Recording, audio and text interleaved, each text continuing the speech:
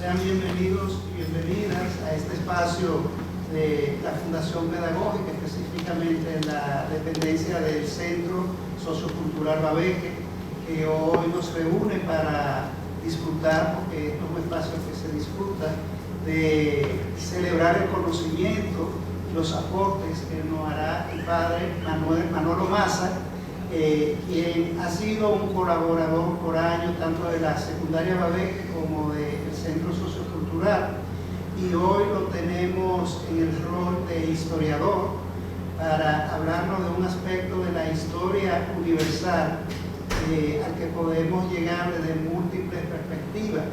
En este caso, cómo explicar el rápido ascenso de Hitler en el ámbito político cuando en las elecciones de 1928 su partido nazi obtiene el 2.80%, y cómo en 5 años logra llegar a ser canciller y comenzar toda esta historia de la que el padre Maza nos va a hablar en el día de hoy. Así que vamos a recibirlo con un fuerte aplauso, agradecido de que tenga este espacio para el Centro Sociocultural Babeque y para cada uno de ustedes que se han desplazado para entrar en este diálogo, que al final cuenta con un presupuesto de tiempo para las preguntas y los comentarios. Bienvenido, padre, muchísimas gracias.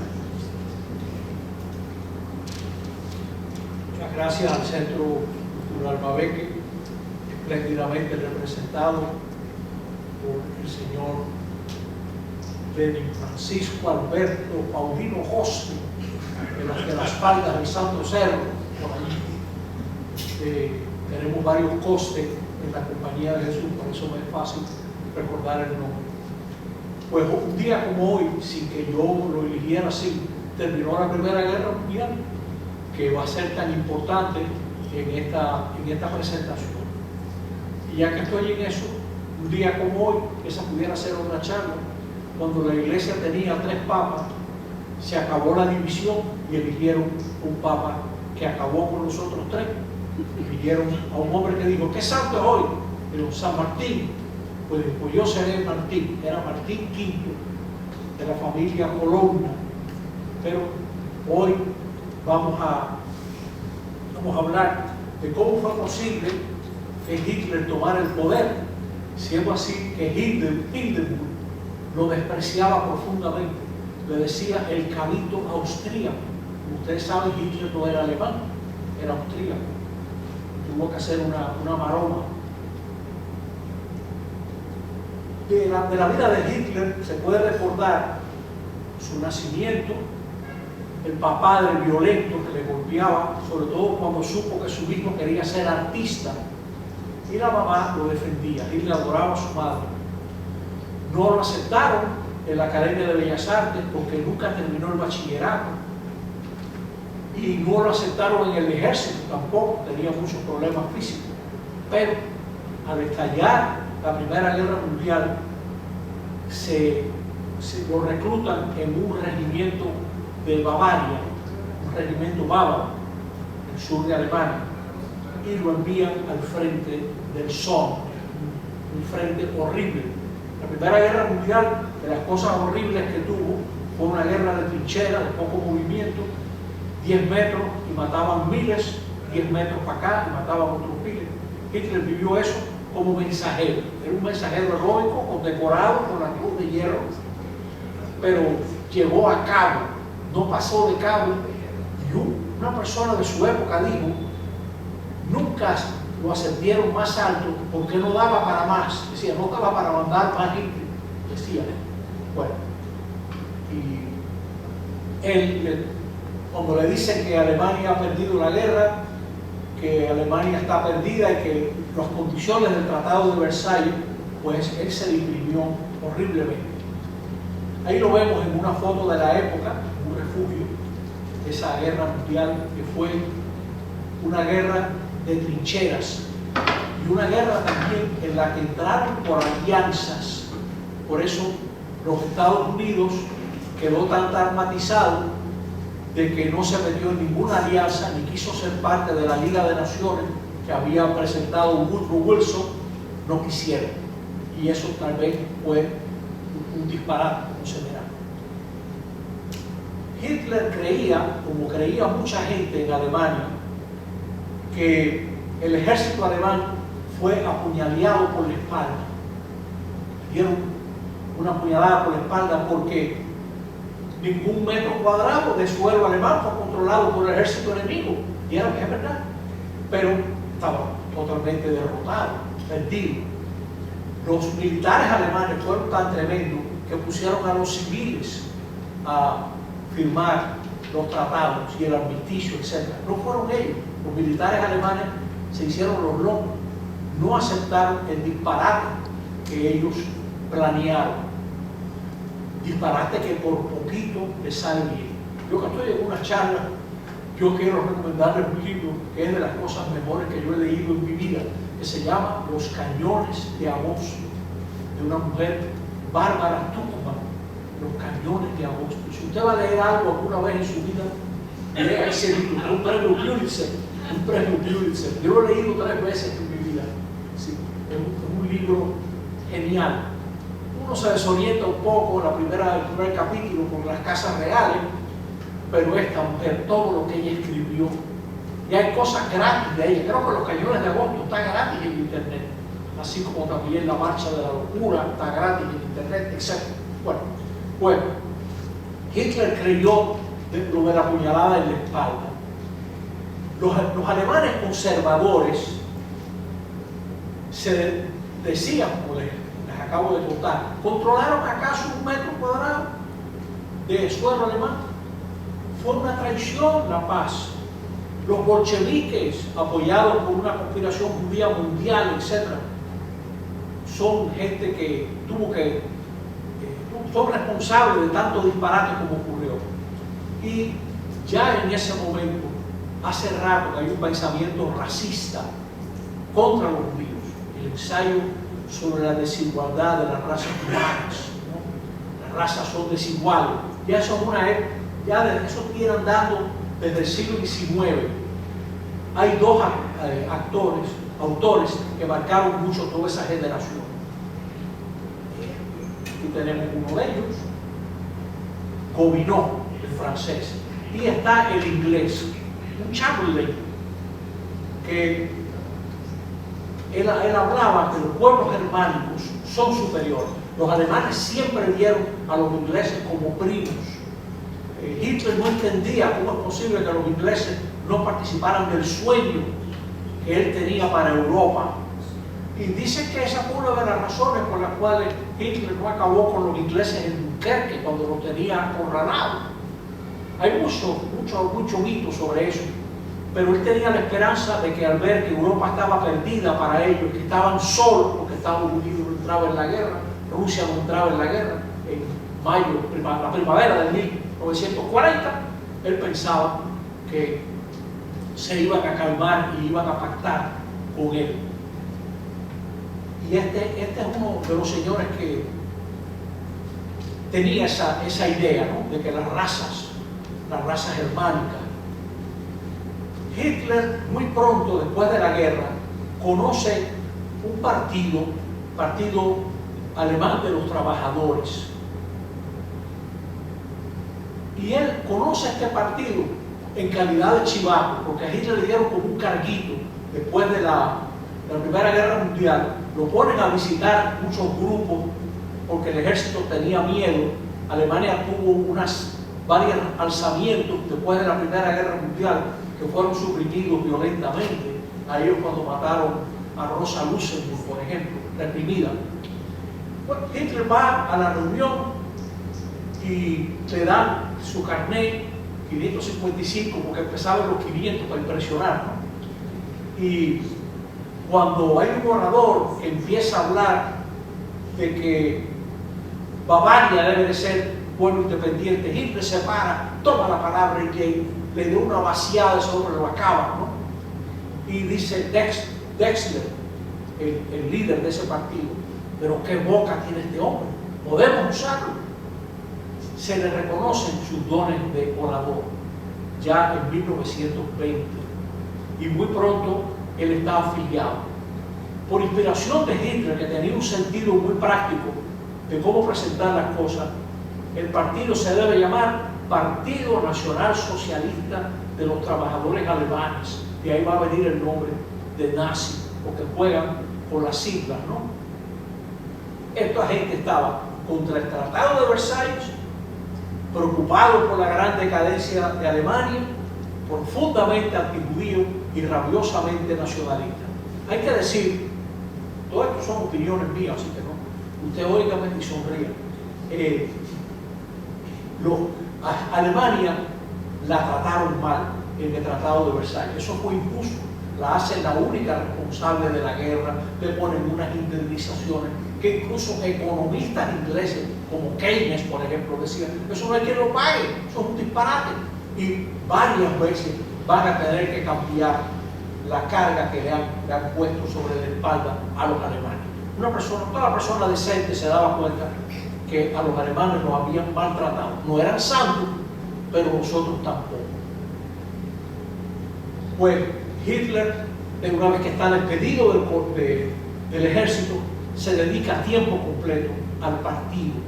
Y muy pronto él tiene la idea de crear un grupito de gente fuerte que ponga orden en cualquier sala y en cualquier reunión que ellos tengan. Siempre va a tener esa idea de un grupito que él controla, que controlan a todo el mundo, ¿no? El Ordner Truppe. Estando Hitler ausente, los miembros del partido en Múnich medio que se rebelan contra el autoritarismo de Hitler, que se iba comiendo todas las posesiones. Y entonces dicen, bueno, yo me retiro del partido. Y ellos se dan cuenta que están perdiendo a su mejor orador. Y entonces Hitler dice, yo vuelvo si no me cuestiona ninguna decisión, si yo soy el presidente, si tengo poderes absolutos. Y lo aprueban unánimemente. Porque es verdad que Hitler con su oratoria iba ganando espacios y gente. Todavía grupitos, ¿no? Eran grupitos, pero que venían y quedaban prendados de Hitler. En 1923 ya el partido tiene 50.000 miembros, muchos de ellos en Baviera. Y entonces Hitler, que sabe que Mussolini hizo una marcha sobre Roma en 1922, Hitler va a hacer una marcha también sobre Múnich. Y entonces van a controlar Múnich y ellos van a lograr controlar Alemania, porque el ejército se va a poner de su parte. Hay que decir que en esta época, como que eso, así como la gente se la cogió con las guerrillas en los años 60, por ejemplo, empezaron a Cachero Gara, le dijeron, no te metas en Bolivia, y hicieron una reforma agraria. No, el foquismo, la guerrilla, pues esta gente era el putsch, porque también antes, en 1917, Lenin, con un grupito, había controlado Leningrado y había hecho creer que él controlaba Leningrado, que no era verdad, y que controla Leningrado, pero en ese momento San Petersburgo, controla Rusia y acabó dueño de Rusia, ¿no? Pues años más tarde. Pues igual Mussolini, dueño de Italia, en 1922, ahora viene Hitler, y iba con su gente, glorioso por las calles, y la policía lo cercaron y le han caído a tiros. A Hitler le mataron un hombre que iba al lado de él, cayó. Y Ludendorff, el gran general de la Primera Guerra Mundial, decía, cuando vean que yo estoy aquí, no dispararán, o poco lo matan también. Era un hombre guapo, en medio del tiroteo nunca se agachó. Hay varios relatos de la época. Y Hitler lo van a juzgar y aprovecha el juicio para dar a conocer sus ideas y discursos de eso tremendo, poco estilo La historia me absolverá, del año 53 en Cuba. Si no existe la alta traición contra los traidores de 1918, o sea, la gente que firmó Versalles no son. Estando preso, él va a escribir Mein Kampf, mi lucha, que se la dicta a un hombre incondicional de él, Rudolf Hess, que miraba por los ojos de Hitler, en cantidad de films, que por cierto hay una serie maravillosa en Netflix sobre la Segunda Guerra Mundial, siempre sale Hess, al lado de Hitler está Hess, ¿no? En todo lo que Hitler decía, etc. 8 meses de cárcel, en una situación privilegiada, y ya a finales del 24 está libre de la prisión. Este libro tedioso, que mucha gente cita, pero casi nadie ha tenido la paciencia de leer completo, incluyendo este pobre padre. O sea, yo he leído muchas cosas de este libro, pero francamente no hay que se lo juzgue, repítelo. Afirma la superioridad de la raza aria, mira a los judíos como razas inferiores a los eslavos que están usurpando el Lebensraum del pueblo alemán, el espacio vital de los alemanes. Ya en ese momento, Hitler habla de que Alemania necesita un espacio vital hacia el este. Eso es Polonia, Bielorrusia, etc. Y él no está para discusiones. Los enemigos deben de ser aniquilados. Él se ha mostrado ya un hombre violento, no nos engañemos, quiso dar un golpe de Estado. Y entonces tiene una entrevista con el canciller Heinrich Held, canciller bávaro, y Hitler le promete muchas cosas. Hitler se viste del traje que haya que vestirse para ganar lo que él quiere. Entonces él se presenta moderado, etc. Y permite que el periódico nazi pueda circular. Y este es el comentario del canciller Held, el canciller bávaro: la bestia salvaje está controlada. Permitirnos aflojar la cadena. Cuando habla de Hitler, esto va a pasar muchas veces en la vida de Hitler, que la gente ya lo tengo controlado. ¿Qué situación están viviendo los alemanes? Alemania no puede cumplir los pagos de la guerra, la castiga, le invaden una zona industrial, tropas francesas, y eso pues todavía produce más hartazgo entre los alemanes, le hacen huelga, paso de tortura, y se ven obligados a cambiar los planes de la deuda, el plan 2, ¿no? Y así. Y lo mismo, firman una serie de tratados entre Alemania, Francia, Bélgica, para entenderse. Hitler promete de todo. También los alemanes prometen de todo. Estamos en la República de Weimar, que va a durar hasta enero del 33 prácticamente, ¿no? Hasta el 33. Después de Versalles, que se firmó en el 19. Esto es un cuadrito, pero para que vean cómo se van a mover los nazis. Fíjense los porcientos de la derecha, ¿no? En el 28, en el 30, etc. El del 30 es muy importante porque es después de la caída de la bolsa de valores. Ese fracaso de la economía mundial, sobre todo Europa y Estados Unidos, le va a dar mucho auge a los nazis y su autoritarismo. Y ya cuando ellos controlen el poder, después del 33, los porcientos son los porcientos típicos de una dictadura, ¿no? Que votan hasta los gatos a favor de los que mandan, ¿no? O sea que no se le puede hacer mucho caso a esos porcientos. Vamos a recorrer esta década. En las elecciones del 28, como decía el profesor Lenin, los nazis consiguen 2.8. Tienen 12 puestos en un Reichstag de 490, un parlamento. Son 4 gaticos en un parlamento en ese momento. Pero ocurre el crash de la bolsa de valores en el 29. Y entonces los alemanes pasan hambre, hay un desempleo horrible, y las próximas elecciones los nazis van a pasar a 107 escaños, de 12 van a pasar a 107. También los comunistas van subiendo, ¿no? Van ganando.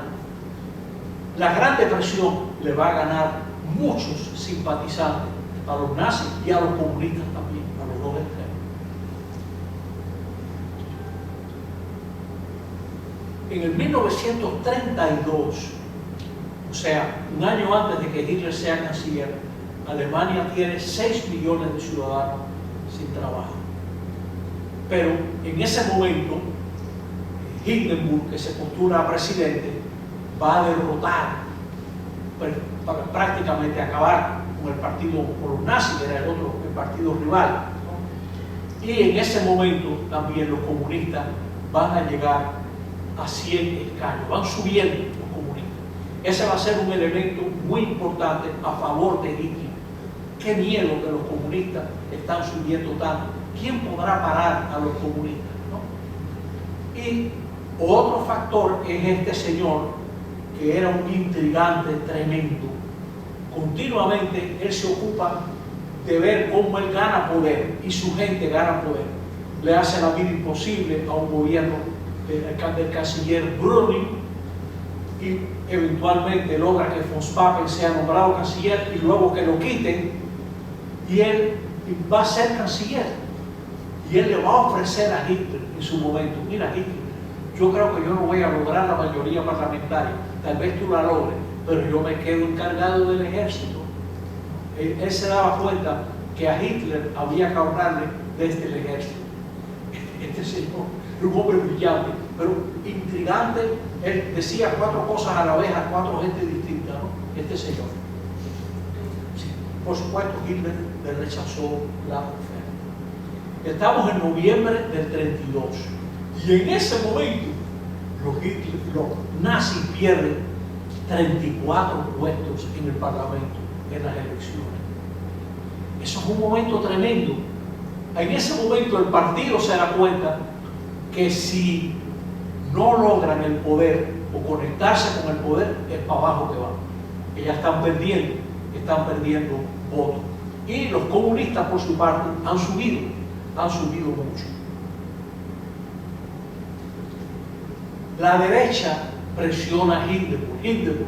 Tú necesitas tener una mayoría en el Reichstag para parar a los comunistas. Hitler pudiera dar esa mayoría. Ahí intriga mucho Schleicher, ¿no? Que incluso llegó a ser canciller, pero nunca logra una mayoría parlamentaria. Y entonces Hindenburg, a finales del 32 y en enero del 33, piensa que a lo mejor con Hitler él pudiera lograr una mayoría. Y Hitler le promete que, por supuesto, que esto se va a respetar, que no haya miedo, que además Hindenburg tiene toda la popularidad. Fue el héroe de la Primera Guerra Mundial, el general Hindenburg. ¿Quién se para al lado de Hitler? Y tenemos entonces que en enero de 1933 Hitler asume como canciller. Ahí está Hitler como canciller. Todavía Hitler hay muchas cosas que no controla, pero él tiene varios ministerios. Poco a poco los nazis van a tener ministerios muy importantes. Les voy a poner un ejemplo. Göring, que sale también en casi todas las fotos con Hitler, un héroe de guerra, un gran aviador, un hombre medio loco, que se preocupaba mucho de su figura, que se cambiaba de uniforme a veces 5 veces en un día. O sea, era un hombre enorme, fortísimo. Sale en casi todos los films, muy astuto, un gran aviador. Este hombre va a ser el ministro del Interior de la zona alemana mayor, de Prusia. Es como decir, el jefe del poder de la zona mayor, el Estado mayor de Alemania. A través de Göring, los nazis controlan muchísimo. Bueno, aquí sale la anécdota que Hindenburg no quería a Hitler ni como jefe de correo. Von Papen, que era otro intrigante, católico por cierto, y su esposa también, más decente que él, Von Papen juraba que Hitler estaba controlado y llega a decir esa tontería que ustedes leen ahí. Dice: lo hemos contratado, pero en unos meses lo vamos a ver arrinconado tanto que va a chillar. Es como si usted dijera un dicho que dicen los indios: no hay nada más exitoso que agarrar un tigre de bengala por las patas delanteras, y nadie está más cerca de su muerte que quien agarra un tigre de bengala por las patas delanteras. Y dice: lo tengo controlado. Lo tiene controlado, ¿cuánto va a durar? ¿No? O sea, esto es parte de lo que pasa. Pero ahora sí hay que mirarlo, todo lo que viene hay que mirarlo con lupa. Hitler es el canciller, tiene 2 o 3 ministerios, pero se quema el Parlamento. Un incendio en el Parlamento. ¿Y quién es el culpable? Los comunistas. ¿Y quién tiene acceso a este Parlamento a través de un túnel? Goering, desde su casa. Él era, diríamos, Speaker of the House, ¿no? O sea, el portavoz de ese Reichstag.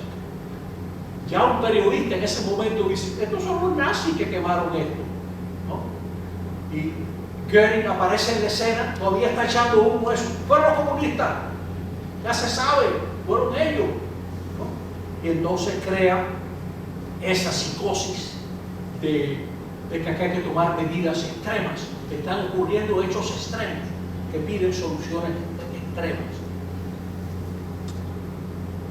Hitler va a lograr un triunfo electoral, pero no llega a la mayoría que él quería, ¿no?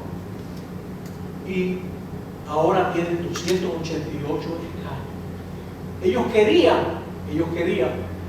un apoyo masivo. Ya estaban reprimiendo la oposición, rompiendo los mítines de la imposición, apaleando a gente, matando gente, y ni siquiera así logran la mayoría. Se quedan cerca, ¿no? 43.9%. Así quedaron los diversos partidos, ¿no? Ahí lo interesante es los nazis, ¿no? y los comunistas. Bueno, y esto que viene para mí es uno de los puntos clave de esta presentación. En marzo del 33 se pasa la ley de la defensa del pueblo y del Estado. Es decir, el canciller Hitler, como estamos viviendo una emergencia tan terrible, él está habilitado para gobernar por decreto. Y lo grande es que varios partidos tradicionales, uno de ellos el Partido Católico, en esa época dirigida por un cura, Kass, un hombre de muchas luces, ciertamente, como había sido Sturzo en Italia, del Partido Popular. Este señor le dice al Partido Católico: hay que apoyar a Hitler porque hace falta alguien que tenga poder para poder parar esta desgracia que está viviendo Alemania. Y se aprueba una ley que el Führer puede gobernar por decreto durante 4 años. Y él va a mantener la Constitución Weimar, la va a mantener, y con esa va a gobernar, claro, por decreto. Prácticamente él va a hacer lo que quiera. Hitler va a hacer lo que quiera. Ya desde ese momento, a menos de 3 meses de ser canciller, porque se quemó el Reichstag, conveniently, ¿no? Muy convenientemente, el Reichstag se ha quemado, ardido, y todo el mundo sabe quién fue.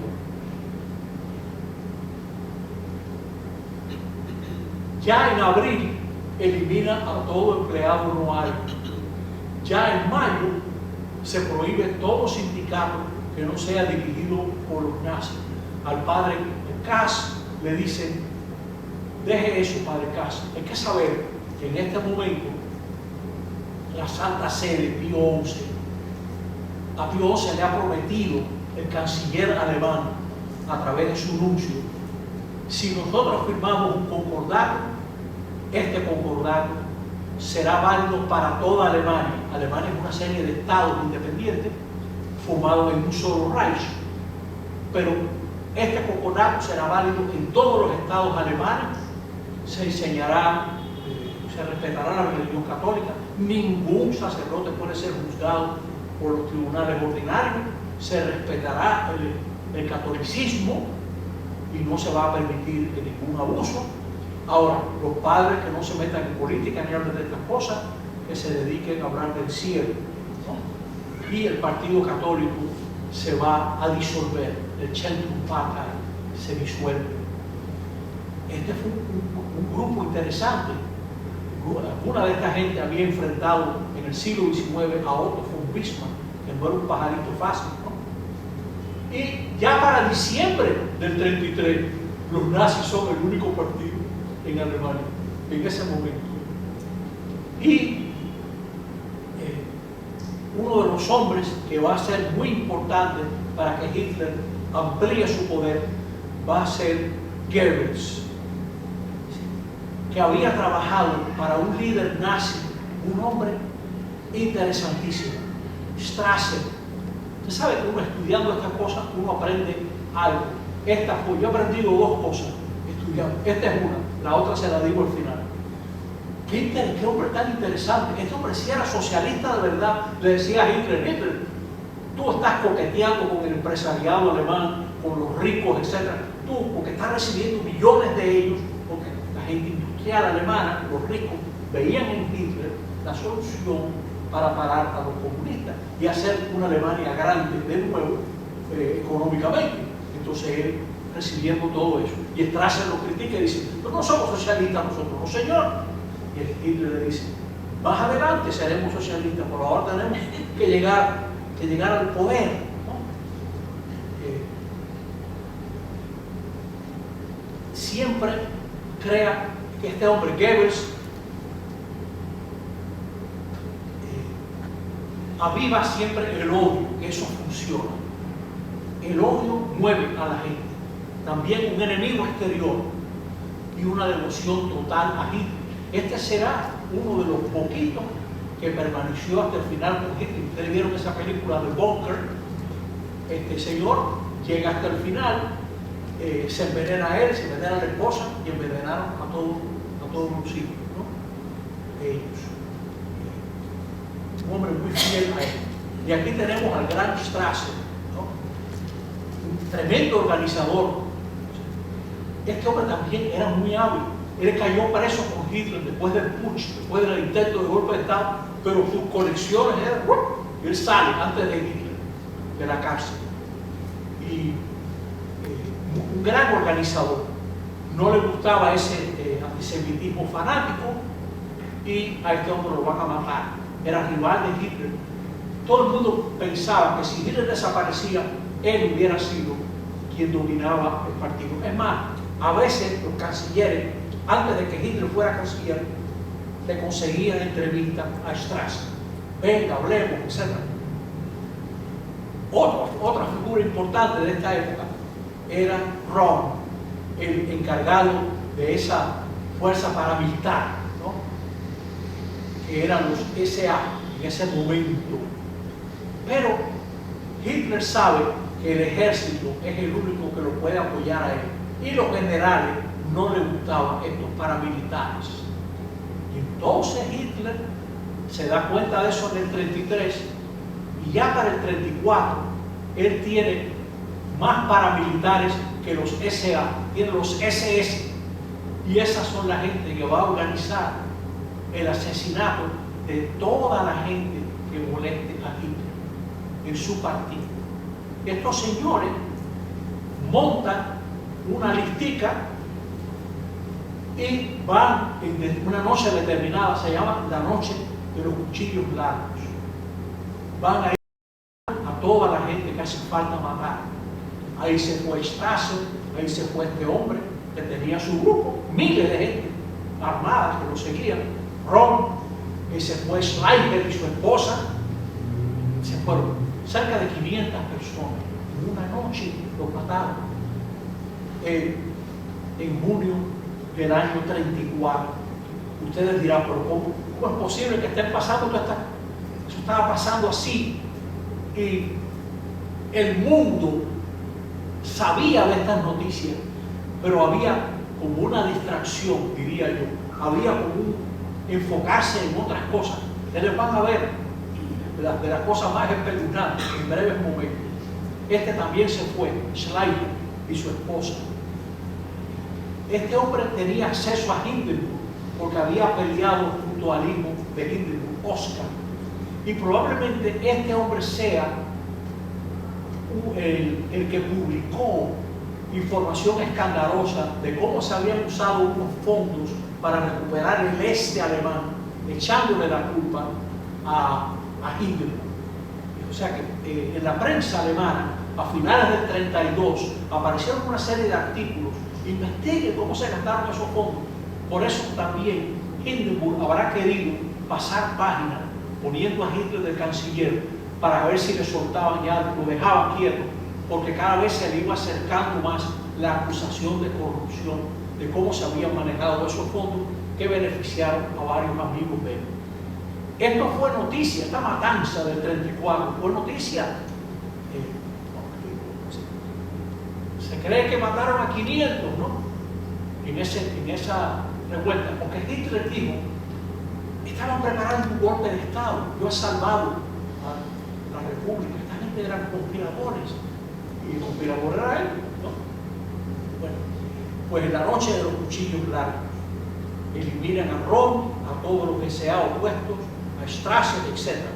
Y de paso ahí se fue también, lo asesina al canciller austríaco, porque aunque Versalles, el Tratado de Versalles prohíbe que Alemania y Austria se unan, Hitler está coqueteando con esa idea.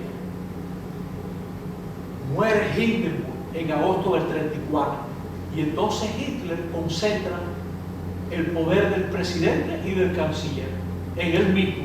No hace falta el presidente. Yo voy a ser el presidente y el canciller y nos ahorramos un puesto. Yo voy a ser el tercer Reich, que va a durar 1000 años. Va eliminando la oposición y pide que el ejército alemán le haga un juramento de fidelidad a él y encarga a este genio de la propaganda, a Goebbels, propagandista del partido nazi. Goebbels va a volver a salir aquí en esta presentación. En marzo del 35, Hitler se atreve a romper las restricciones del Tratado de Versalles. El ejército alemán, la Wehrmacht, tendrá 600.000 miembros, cuando Versalles nada más permita 1000. Alemania va a tener una fuerza aérea. Muy pronto esta gente practica maniobras en un país amigo que tiene un dictador que se llamaba Stalin. Esta gente tenía trato con los rusos para poder ensayar armas, aviones, etc., ¿no? Inglaterra, que no quiere para nada otra guerra, como verán, va a hacer un tratado con Alemania, ¿no?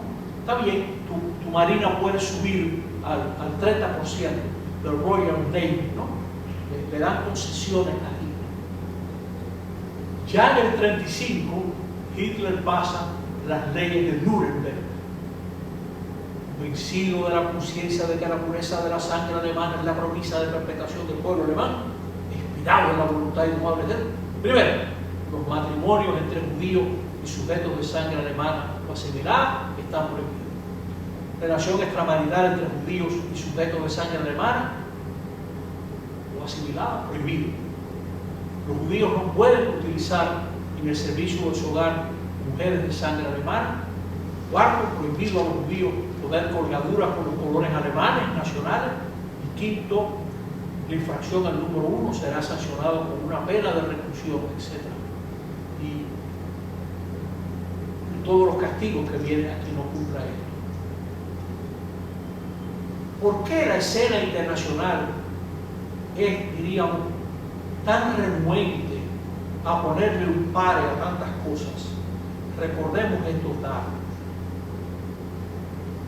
La mayoría de los pueblos que estaban totalmente hartos de cualquier posible guerra. Estados Unidos, por ejemplo, totalmente aislacionista. Todavía en 1940, en 1941, este era un eslogan de Franklin Delano Roosevelt: usted no verá a ningún hijo suyo pelear en una guerra europea mientras yo sea presidente. Decía Roosevelt: elíjame que yo evito eso. Y Estados Unidos, como ustedes recuerdan, no perteneció a la Liga de Naciones. Solamente algunos numeritos de la Primera Guerra Mundial. Reino Unido, cerca del 1 millón de muertos. Francia, 1.300.000 no sé cuántos mil muertos. Estados Unidos, pasando de 100.000. Alemania casi 2 millones de muertos, etc. Hubo batallas espantosas, aquí les cito una, la batalla del Somme, donde en unas horas el Reino Unido hubo casi 60.000 bajas, muchachos, ¿no? Horrible, cosa horrible, ¿no? Hitler en marzo del 36 militariza la Renania, cosa que está prohibida, y Francia y Inglaterra no hacen nada.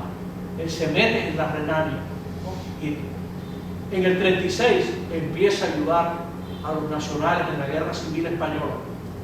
Es algo que vale la pena investigar cómo fue que Franco logró mover las tropas que estaban en el norte de África al sur de España. Lo logró gracias a Hitler y a Mussolini. El primer puente aéreo militar en la historia de la humanidad probablemente lo hicieron ellos, ¿no? Pero eso se sabe, pero no hacen nada. Y aquí, para mí, lo más sorprendente, las Olimpiadas del año 36 ya estaban decididas antes de que Hitler fuera canciller. Pero a pesar de toda la violencia que ha ocurrido, algo que era público, fueron las Olimpiadas más concurridas en la historia de las Olimpiadas. Algunos oficiales denunciaron las trabas que ponían los nazis. Yo quiero tomar un ejemplo. Avery Brundage, presidente del Comité Olímpico de los Estados Unidos. A él le denunciaron y él también denunció. Se formó tal debate en los Estados Unidos que había gente que decía, señores, no participemos en esas Olimpiadas. Y mandaron una delegación. ¿Quién la recibió? Goebbels. ¿Y qué hace Goebbels? Los pasea, les muestra cómo Alemania está siendo grande de nuevo y Alemania tiene mucho que enseñar al mundo. Y regreso, informe de la comisión, vamos a participar en esas Olimpiadas, que esas acusaciones contra Hitler son de gente resentida, comunista y judíos. Así que vamos para allá. Y fueron, ya allá fue Jesse Owens, por ejemplo, que hay una película muy linda también, The Race, sobre esta, y también de esta época hay un librito fabuloso que se llama The Boys on the Boat, que son el equipo que compite por los Estados Unidos, que ganó la medalla de oro. Es un libro precioso, The Boys on the Boat. Pues, y de esta época es el comentario de Jesse Owens. En Alemania yo montaba en todas las guaguas siendo negro y a mí nadie me llamó la atención. Es aquí en Estados Unidos, yo tengo que montar en la parte de atrás. Y yo que le gané no sé cuántas medallas al presidente Roosevelt, ni siquiera me ha llamado a la Casa Blanca a darme la mano. Tenía toda la razón, Jesse Owens. En noviembre del 37, Hitler le habla a los altos mandos militares y le dice, yo tengo planes de anexionar Austria. A él se le van a enfrentar von Fritsch y también Blumberg, se le van, entre otros, ¿no? Hay varios militares que se le enfrentan, pero ya en las primeras semanas del 38, convenientemente, aparecen una serie de escritos sobre la segunda esposa de Blumberg, que resulta que la mujer se prestó a fotos indebidas y ese hombre renuncia. Y a Fritsch le inventan de que él es homosexual y tiene que renunciar. O sea que se ha quitado a dos grandes enemigos del ejército, porque había generales que no miraban bien a Hitler. Y en marzo del 38, Hitler asume Austria, entra en Austria las tropas alemanas, que son recibidos como héroes. Por cierto, que el cardenal de Viena, Nietzsche, también felicita a los alemanes que entran, y Pío, en ese momento, Pío XI lo llamó y le dijo 2 o 3 palabritas, ¿no? Lo llamó a Roma y también puso a un alemán a desautorizar las palabras del cardenal en ese momento. Ahí está Alemania, como luce ahora, que entró en Austria. Y Hitler le dice a Francia e Inglaterra, hay muchos alemanes en Checoslovaquia y yo quiero que reconozcan a esos alemanes, que los están maltratando, esos pobres alemanes. permítame entrar en Checoslovaquia, esa parte solamente, los sudetes, por favor. Y los ingleses y los franceses le dicen, bueno, Hitler, puedes entrar. Dice, esa parte nada más esa parte, sí. Y firman todo y se logra el acuerdo de Múnich, que ha venido a representar un acuerdo cobarde, ¿no? Y así se bajó Chamberlain del avión, un recorrido que dura 15 minutos, tardó un rato larguísimo en poder moverse de las multitudes que lo saludaban, y él con su papelito, eso está firmado, con su papelito, he conseguido la paz para nuestro tiempo. A lo que comentó, diríamos, no tenía tanto buen prestigio, un tal Churchill no tenía tanto prestigio, dijo, nos dieron a escoger entre la vergüenza y la guerra. Escogimos la vergüenza y tendremos la guerra, por lo que dijo Churchill en ese momento, ¿no? En noviembre del 38, después que matan a un diplomático en París, un diplomático alemán, se desatan los nazis a romper vidrios de negocios judíos, el Kristallnacht, y a quemar sinagogas y matar a rabinos y abusar de los judíos. Ya en ese momento hay diplomáticos que tratan con Stalin diciéndole, vamos a hacer algo, Stalin mismo, vamos a hacer algo, pero me haría falta que Polonia autorice que tropas rusas crucen por Polonia. Y los polacos, que no quieren saber de los rusos desde hace mucho tiempo, pues nada, para nada. Stalin varias veces durante esta época le decía a los ingleses y a los franceses, Hitler ahora es débil, acabemos con Hitler ahora, no permitamos que crezca. Pero ¿quién le creía a Stalin? Stalin en el 36 mandó matar, yo diría que millones de ucranianos, los mató por no aceptar la colectivización de sus tierras y por no aceptar los planes de Stalin, ¿no? Los ucranianos al día de hoy, un resentimiento a los rusos siempre renovado, que los rusos se han encargado de renovar, ¿no? Abundantemente, ¿no? Entonces, por supuesto, Stalin se da cuenta que no puede contar ni con los franceses ni con los ingleses. Y vivo que era Stalin, ya verá lo que va a hacer, ¿no? Entonces, las tropas de Hitler en el 39 entran en la zona que él dijo que no se iba a agarrar, inmediatamente la cogen, ¿no? En Checoslovaquia. Y Hitler juraba que si él invadía Polonia no le iban a hacer nada. De esa época es este señor tan interesante, Ludwig Beck, que estuvo envuelto en varios atentados contra Hitler y eventualmente participó de la operación Valkyria con Canaris, que era el jefe de la seguridad del ejército alemán. Una figura también, gente muy, muy interesante, ¿no? Entonces, Beck se retira porque él está convencido que la guerra sería el desastre para Alemania. Y Stalin razona y dice, para que Hitler me haga la guerra a mí, que se la hagan a ellos, a los franceses y los ingleses.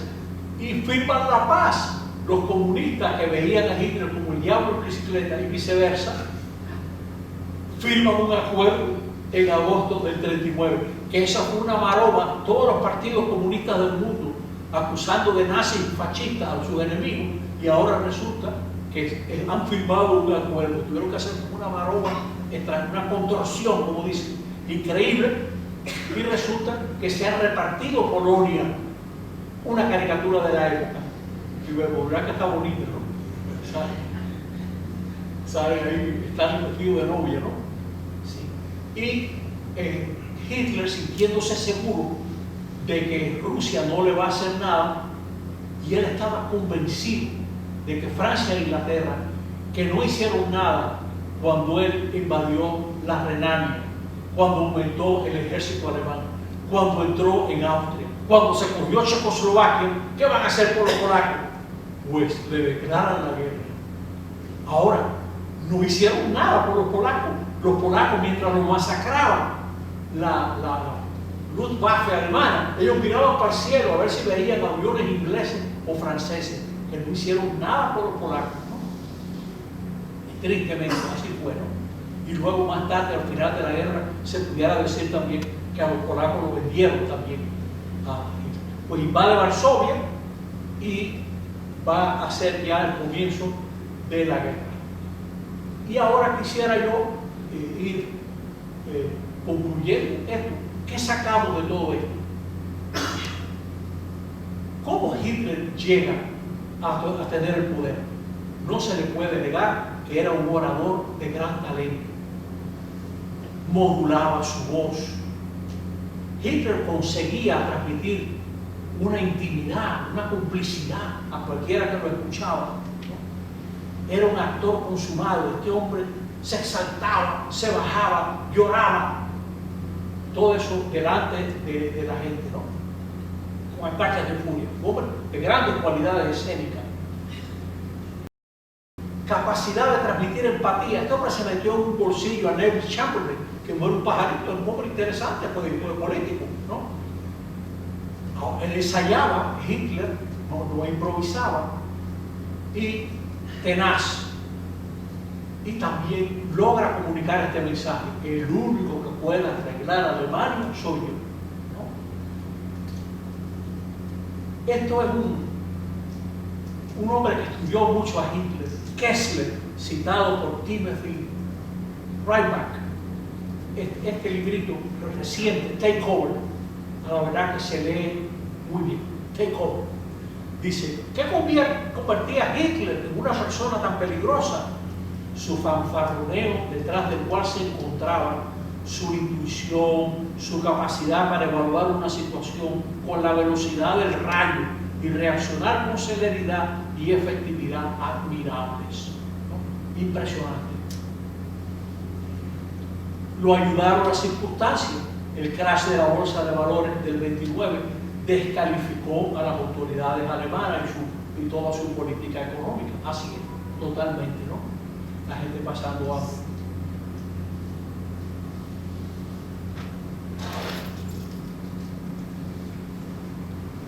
Hindenburg y Papen estaban convencidos de que iban a usar al cabildo austríaco para tener mayoría en el Reichstag.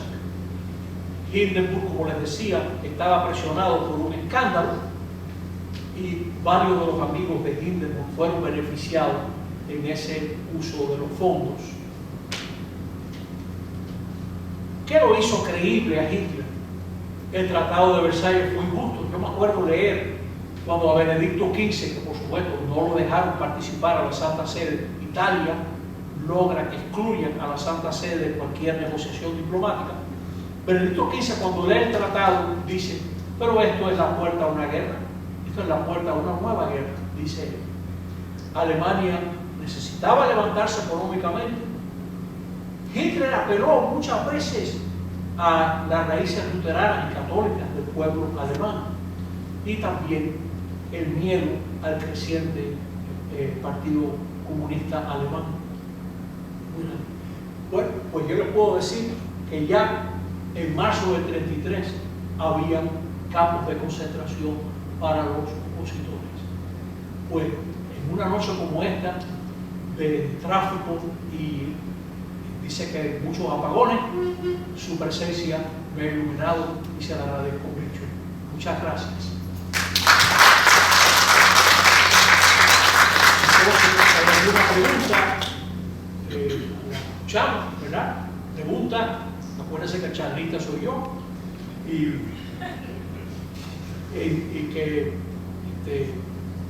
bueno, cualquier cosa que quieran preguntar y que yo, si puedo responder, le digo, y si no, le digo también. Si hace falta el micrófono, lo usamos, pero si me hablan algo, lo oigo. Para abundar, y sobre todo muchas gracias. Esto es un recorrido que no se hace en un pedacito de tiempo. Esto necesita, así que tenemos que programar una segunda parte y una tercera parte. Yo estaré aquí también. Muchas gracias, oigan. Sí, y para empezar recomendando algunos libros y las recomendaciones para contar en eso. que después de la República de Weimar, Sí. surgió un movimiento escénico en Alemania, un grupo de personas brillantes que trabajaron sobre todo el cine. Entonces hay una película sumamente interesante que se llama El gabinete del doctor Caligari, Sí. para recomendarla, que a ellos no la ve y es excelente para entender este Muchas gracias. espacio, sí. Muchas gracias. ¿Ustedes lo vieron bien? Sí. El gabinete del doctor Caligari es sumamente interesante porque habla sobre el surgimiento, ¿verdad? Que para entenderlo hay que verla como 16 veces, pero habla sobre el surgimiento de Hitler en este espacio y de cómo es una persona que se apodera del manicomio. Entonces, pero al final, no le quiero contar la clave, al final él es el más loco de todos. Entonces habla de eso, de la República de Weimar, del surgimiento de Hitler al poder. El gabinete del doctor Caligari. Claro, aparte de la película de Charlie Chaplin, El dictador. Muy buena también. Que estuvo prohibida en algunos lados. Sí. Las elecciones en esa época, 32, 34, 35, en Alemania, se hacían con voto directo. Sí, voto directo. Y eran dos tipos de elecciones. Había elección presidencial y había elección para el Parlamento. Ok, Y era voto directo. Sí, directo. sí señor. Y ahora, los nazis a veces rompían mítines, que amedrentaban gente. Ya muy pronto, a comienzo, antes de los finales de los 20 y pico, ya ellos habían asesinado públicamente a varios líderes opositores y van a juicio, y los jueces eventualmente incidentan las cosas. Son procesos que duran muchísimo y eventualmente a esa gente nunca se le hace nada. Sí, muy bien. ¿Cuánto fue que a veces me acabo? Entonces rompe Hitler como Estado. Ah, sí. Mira, Hitler, que siempre Hitler era obsesionado con acabar con Rusia, pero cuando los rusos astutamente se dan cuenta de que Hitler va a ir a la guerra, mejor nosotros que él. Entonces, ustedes no quisieron acabar con Hitler, que acabe Hitler con ustedes. Y firman un tratado, agosto del 39. Arranca la guerra mundial en septiembre del 39. Hitler acaba con Polonia a finales de los 39, pero destruido, una cosa increíble para meterle miedo a todo el mundo. Luego Varsovia aniquilada. Entra el 40 y los franceses y los ingleses ven, pero mira, no hay guerra, no pasa nada. Van pasando los días. Los franceses dicen, c'est la drôle guerre, c'est la drôle, una cosa loca, ¿no? Enero, febrero. Bueno, entra en Noruega, se da cuenta que es importante el hierro de Noruega. Los ingleses, Chamberlain, dice, sería importante defender Noruega por si acaso ya Hitler estaba en Noruega. ¡Pum! Se le adelanta. Hitler en Noruega. Abril, mayo del 40. Los franceses que tenían la infantería mayor, que tenían la línea Maginot, porque ellos pensaban, como la Primera Guerra Mundial fue una guerra de trinchera, la próxima será de trinchera. Eso es de los típicos casos de la gente que se cree que porque fue así, será de esta manera, ¿no? Y ellos esperando a los alemanes. Y muy convencidos de que por los Ardenes nadie puede cruzar. El mismo alto mando alemán le dice a Hitler, tenemos que ir por la costa, como fue la primera, la ofensiva de von Borke. Tenemos que ir pegadito al mar.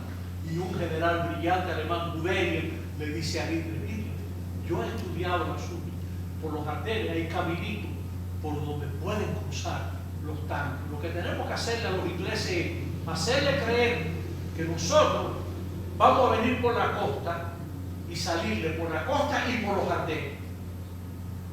Pasa eso y en 6 semanas Francia es derrotada. La France derrotada y Hitler marchando por el Champs-Élysées, marchando, 40. ¿Quién queda en la guerra? Inglaterra solita. Inglaterra sola. Y ahí donde Churchill se crece. Esa es la segunda cosa que yo aprendí.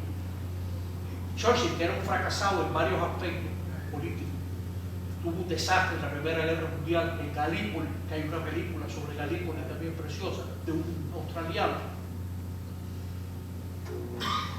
Hitler no puede con Churchill, pues van a bombardear Londres. Todo el 40 y medio 41, Hitler ya dueño de Europa, queda nada más Inglaterra. Y a Hitler, como no puede con Inglaterra, tiene esta idea: no he podido someter a los ingleses bombardeando, los puedo someter cuando se queden solos y yo acabo con los rusos. ¿Cuándo me tomaría acabar con Rusia? Unas semanas. En unas semanas yo acabo con Rusia. Y el 22 de junio del 41, él va a atacar, Operación Barbarossa, va a atacar a Rusia. Stalin estaba tan convencido que él era amigo de Hitler, que Hitler no quería guerra con él, que cuando le dicen semana tras semana, te están acumulando tropas en Polonia, es para allá que van, Hitler está planificando, te van a agarrar. Él dice, esos son intrigas de los ingleses y los franceses que quieren que yo me pelee con Hitler. Horas después del ataque de Alemania a Rusia, todavía cruzaban trenes rusos con comida y pertrechos para los alemanes. Y Stalin, las primeras horas, no sabe qué hacer y se refugia en una bacha. Y cuando lo vienen a buscar, él se cree que lo vienen a matar por el disparate que ha hecho. Y le dicen, no, venimos con usted, dirija esto. ¿Qué vamos a hacer? Rusia estaba prácticamente perdida. Prácticamente perdida. No sé cuántos cientos de aviones. Eso, millones de gente presa en la primera semana. Los alemanes llegan a ver las luces de Moscú, pero están en manos de un loco. O sea, Hitler piensa que él tiene que ir hacia el Cáucaso, pozo de petróleo del Cáucaso, y también ha tratado de sacarle la castaña del fuego a Mussolini en el norte de África y en Grecia, donde se metió Mussolini. Eso es un cuento muy interesante. Hacia el año 38, en un cóctel en París, le preguntan a un oficial alemán, ¿va a haber guerra? Sí. ¿Quién la va a ganar? No sé quién la va a ganar, pero yo le puedo decir quién la va a perder. El que sea aliado de Italia pierde la guerra. Pues dijo el alemán. Yo no sé por qué diría eso, pero Hitler, en lugar de terminar con Moscú, distrae tropas en Cáucaso, luego le va a marchar hasta Stalingrado en el 42. Pero él rompió el 22 de junio del 41, cuando solo quedaba Inglaterra en la guerra. Los americanos todavía ayudaban a Inglaterra, ayudaban, y van a ayudar a los rusos también, sí, pero no con tantos pertrechos. Los americanos, los japoneses son los que meten a los americanos en la guerra. Y los americanos que no pensaban pelear con Hitler así, pensaban entrar a los japoneses. Hitler le hace el favor de declararle la guerra a los americanos. Se la declara días después, y entonces ya. Y los americanos, muy sabiamente, toman la decisión de ganar primero en Europa. Bueno, yo estoy pecando de lo que digo, le he dado un discurso de su pregunta, pero se entiende mejor, ¿no? Porque hay un momento que Inglaterra está sola en la guerra. En ese momento, Churchill es increíble, en ese momento, que hay varias películas que comprenden sobre The Finest Hour, por ejemplo, y los escritos del amigo Churchill también, sus escritos preciosos, un inglés precioso, las obras de Churchill. Señores, también, sí, pero bien alto, pero yo estoy solo. Basada en mi ignorancia, ¿cómo se compara Hitler con el fanfarrón con el presidente Trump? ¿Qué le puedo decir? Sí. Bueno, sería también desde mi ignorancia. Esta gente depende mucho de los contextos, ¿no? Sí, depende mucho de los contextos. No sé si Hitler era más humilde.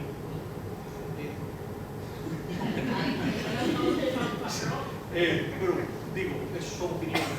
Sí, son maneras pero eso pasa siempre. Si usted ve, por ejemplo, las poses de Mussolini, usted se muere de risa. Cuando Mussolini declara la guerra con una multitud en la Piazza Venecia, eso está filmado, ¿no? en esa serie que yo le digo de Netflix. Eso es típico de figuras así autoritarias, ¿no? Sí. Y eran gente muy hábil, sí. Pero sería una opinión, ¿no? Gracias.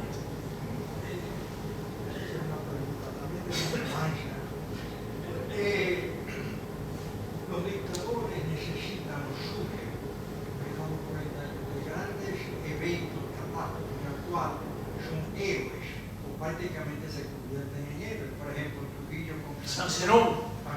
Correctamente. Entonces, Bukele, vamos a traer, no sé si la historia sirve para uno olfatear situaciones pasadas en hechos ya pasados, ¿no? Aunque fueron circunstancias muy diferentes. Por ejemplo, Bukele, en El Salvador la gente está contenta con Bukele. Bukele pita una dictadura, termina o acaba o disminuye la violencia en El Salvador. Trujillo terminó aquí con la violencia en El Salvador.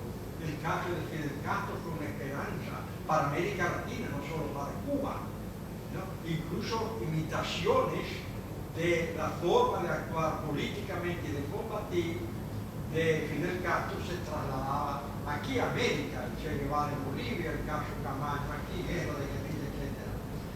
Se puede vislumbrar, sirve la historia para uno tener una especie de olfato, de pronóstico para futuros dictadores. Bueno, uno siempre, Cicerón decía eso, que la historia era la maestra de la vida, ¿no? Pero hay factores, ¿no? Que se repiten, elementos que se repiten, que ayudan. Sí, por ejemplo, las instituciones. Esta presentación, una de las cosas que comunican es la importancia de las instituciones. Sí, por ejemplo, eventualmente en Chile, por ejemplo, las instituciones chilenas obligaron a Pinochet a entrar en una transición. Sí, yo pudiera decir eso, ¿no? O sea, no fue por su buena voluntad, ¿no? Pero hay países y hay situaciones donde no existen esas instituciones, ¿no? O son muy volátiles o están muy divididas, muy divididas. Era el caso del Parlamento alemán, ¿no? Era muy difícil tener la mayoría. Hindenburg mismo continuamente cambiaba de canciller a ver si lograba una mayoría en el Parlamento. Pero yo creo que uno aprende algo, pero también algo de lo que se aprende es que siempre hay cosas sorprendentes. Hay que estar preparado para lo sorprendente. No es que uno lo tenga en una receta, en un recetario, ¿no? No, hay cosas, hay novedades totalmente. Y también algo que tiene mucho que ver con el pensamiento colectivo. ¿Cómo es posible manipular una opinión, ¿no? Es posible generar una opinión. Por ejemplo, el caso de las Olimpiadas en Alemania.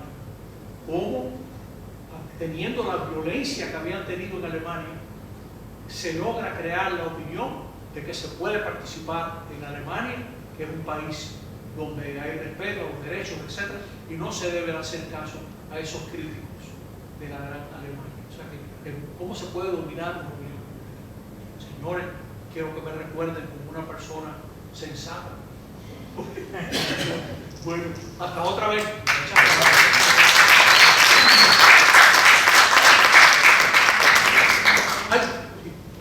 Siendo España la ruta para Alemania de cruzar y al hacerse de libertad, ¿cómo España se quita ese monstruo? Sí, porque estaba en manos de un gallego muy astuto. Sí. No es que yo no soy franquista, pero Franco era un hombre muy astuto. Y también España estaba terminada En estos últimos tiempos han salido dos cosas muy interesantes. Un comentario de Hitler que dice: yo prefiero que me saquen todas las muelas sin anestesia que negociar con Franco otra vez. Y segundo, Canaris, que era el jefe de la seguridad del ejército alemán, le dijo a Franco, hoy se sabe eso, que usted tiene que pedirle para que Hitler no se lo pueda dar y usted no entrara en la guerra. Y Franco le pidió a Hitler que sí, yo entraría si usted me da esto. Porque Franco sabía que además tenía un desastre para España, ¿no? Pero efectivamente hubiera sido muy bueno Gibraltar, atacar, claro, tremendo, sí, bueno, Gibraltar era una llave, pero la llave también fue inexplicablemente Malta. Cómo los alemanes no se dieron cuenta que Malta era un super portaaviones. Para Malta fue el que acabó con Rommel en el fondo. Señores, to be continued. Vamos.